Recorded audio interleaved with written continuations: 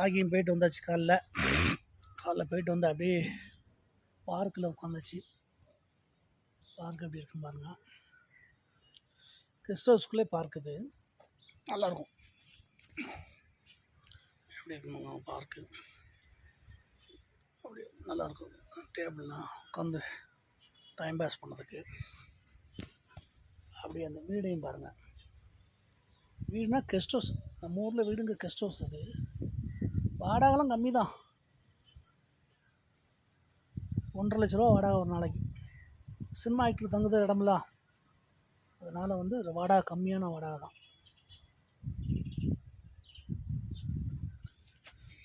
இப்படி எடுத்து பார்க்கலாம் எப்படின்ட்டு.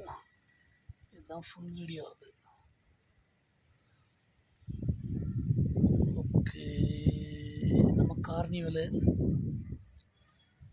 தான் பிரசாந்த் கூப்பிட்டு வந்தேன்.